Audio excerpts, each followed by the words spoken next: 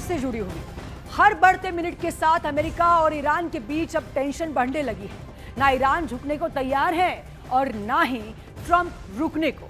अब नतीजा यह है कि कल भले ही दोनों देश एक बार फिर से बातचीत की मेज पर फाइनल मीटिंग करने जा रहे हैं, लेकिन लगता यह है कि उससे पहले ही रिजल्ट फाइनल हो चुका है।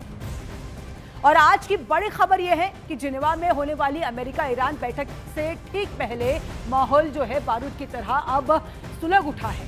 डोनाल्ड ट्रंप ने आज स्टेट ऑफ यूनियन स्पीच में साफ कह दिया है कि ईरान को किसी भी सूरत में परमाणु हथियार नहीं रखने देंगे।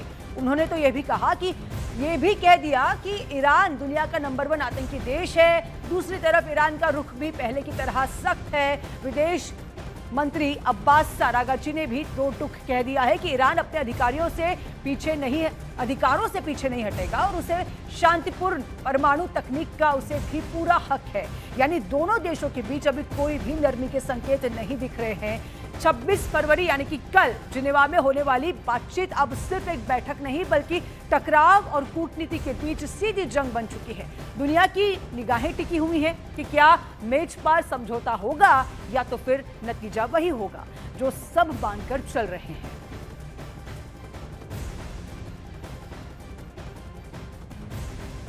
Out and they want to start all over again and are at this moment again pursuing their sinister ambitions. We are in negotiations with them. They want to make a deal, but we haven't heard those secret words. We will never have a nuclear weapon. My preference.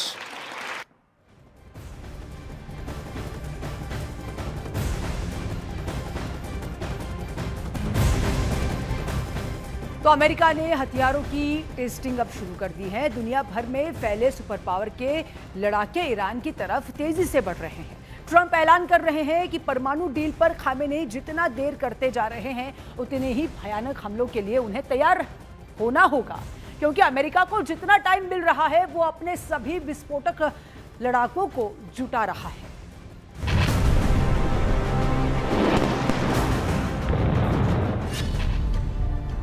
America ने Iran के करीब परमाणु हथियारों की boundary खींच दी है, जिसमें उसके 2 कैरियर बैटल ग्रुप हैं, जिसमें परमाणु बम बरसाने वाले B-2 और F-22 रैप्टर हैं। अमेरिका की खींची युद्ध लकीर ईरान के समुद्री स्ट्राइक रेंज से शुरू होकर यूरोप के देशों तक पहुंच गई है।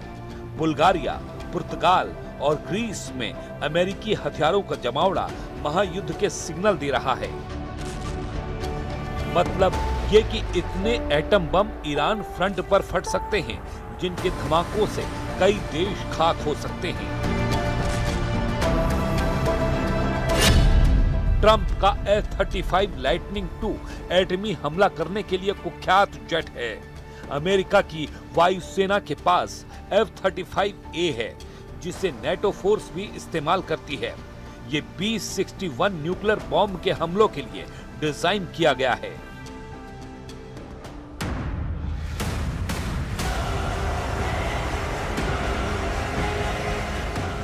ईरान के आसपास 50 से ज्यादा F-35 जेट उड़ रहे हैं। हालांकि अमेरिका अपने परमाणु हथियारों की तैनाती की जानकारी गोपनीय रखता है। ऐसे में ये पता लगा पाना कि ईरान फ्रंट पर कितने विनाशकारी हथियार हैं मुमकिन नहीं।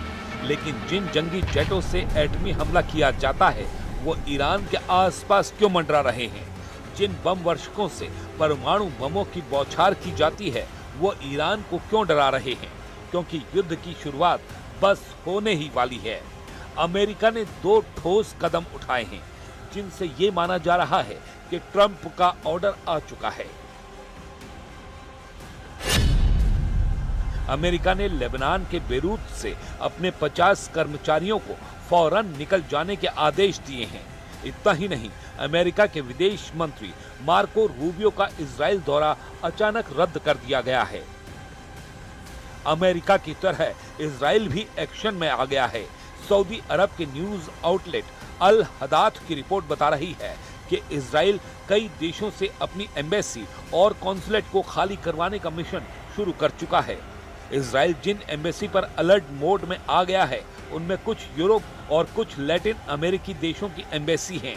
ईरान जब युद्ध शुरू करता है तो वह सबसे पहले इजराइल को निशाने पर लेता है। दुनिया के किसी भी कोने में इजरायली नागरिकों पर खुद ब खुद खतरा मंडराने लगता है।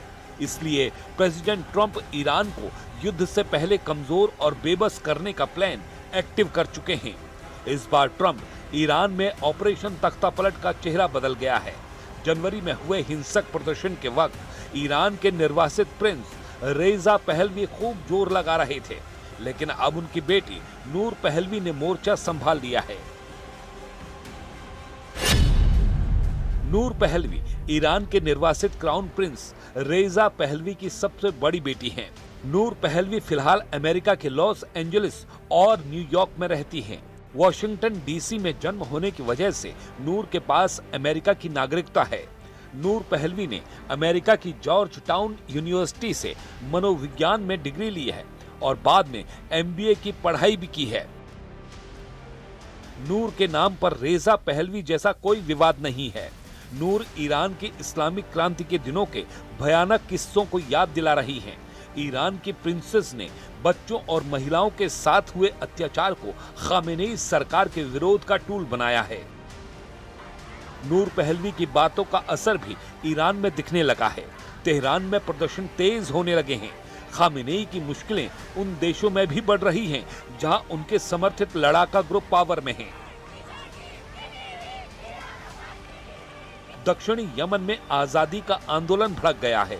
अदन में लाखों लोग 1990 से पहले के दक्षिण यमन राज्य की बहाली की मांग कर रहे हैं। खामेनेई के कई किले पहले ही ढह चुके हैं। लेबनान में हिजबुल्लाह दम तोड़ रहा है। गाजा में हमास सरेंडर कर चुका है। यमन में हूथी ने भी अगर घुटने टेक दिए तो ईरान की लड़ाका पावर खलास हो जाएगी।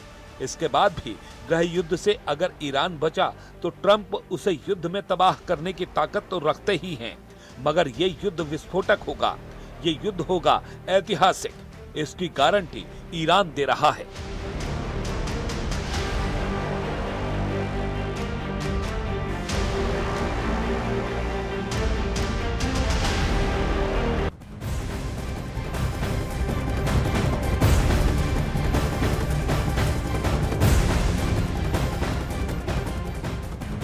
अमेरिका ईरान टेंशन के बीच इजरायली मीडिया के हवाले से बड़ी खबर सामने आ रही है। अमेरिका के हाईटेक F-22 फाइटर जेट अब दक्षिणी इजराइल के एयरबेस पर तैनात हो चुके हैं। बताया जा रहा है कि ब्रिटेन के एयरबेस से उड़ान भरकर कुल 12 F-20 जेट इजराइल पहुंचे हैं और इसे 2003 के इराक युद्ध के बाद मिडिल ईस्ट में अमेरिका की सबसे बड़ी सैन्य तैनाती माना जा रहा है।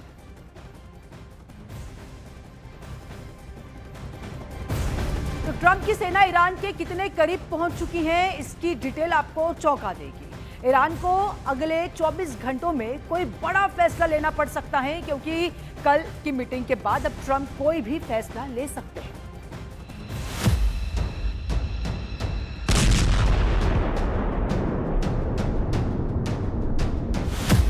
चौबीस घंटे के अंदर अमेरिका की कौन सी फोर्स कहां पहुंची? 24 घंटे के अंदर अमेरिका का कौन सा जंगी बेड़ा कहां पहुंचा? 24 घंटे के अंदर अमेरिका के कौन से फाइटर जेट कहां तैनात किए जा चुके हैं?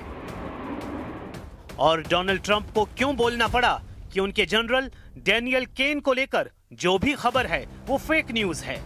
ट्रंप ने कहा है कि जनरल डैन केन ईरान से युद्ध के खिलाफ नहीं है, और युद्ध हुआ तो जनरल केन का भी मानना है कि अमेरिका आसानी से जीत जाएगा।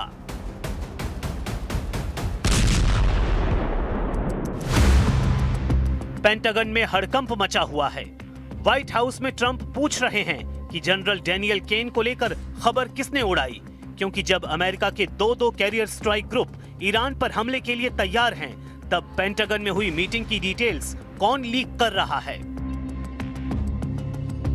And I've seen a lot of sensationalist reporting over the past day that is just completely untrue. And anyone speculating to the media, hiding behind an anonymous source, pretending to know what President Trump is thinking or a decision he will make with respect to action against Iran has no idea what they're talking about.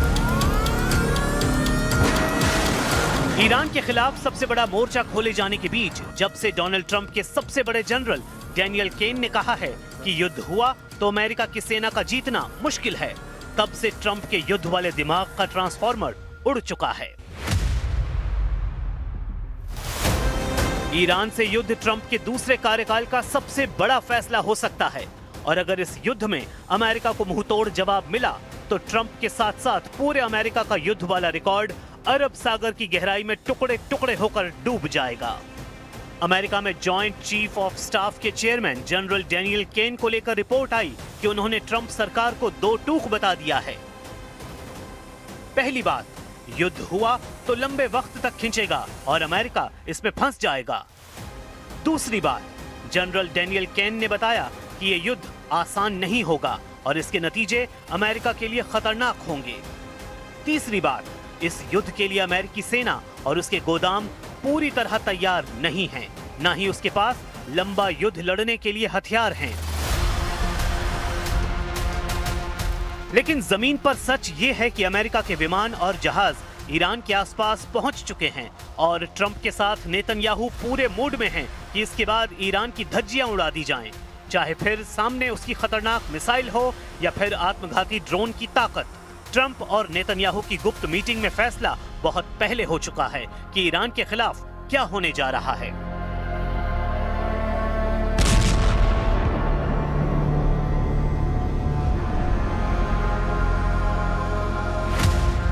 Iran पर हमले के लिए 2 aircraft carrier तैनात हो चुके हैं। पहला है अरब सागर में यूएसएस अब्राहम लिंकन यानी CVN-72 और दूसरा है भूमध्य सागर में पहुंचा यूएसएस जेराल्ड फोर्ड यानी CVN-78। ये दोनों ही कैरियर स्ट्राइक ग्रुप में गाइडेड मिसाइल डिस्ट्रॉयर हैं। बाकी सप्लाई शिप और परमाणु पनडुब्बियां भी हैं। लेकिन ईरान में कोहराम मचाने के लिए इन दोनों जहाजों पर अमेरिका के फ्रंटलाइन फाइटर जेट्स तैनात हैं।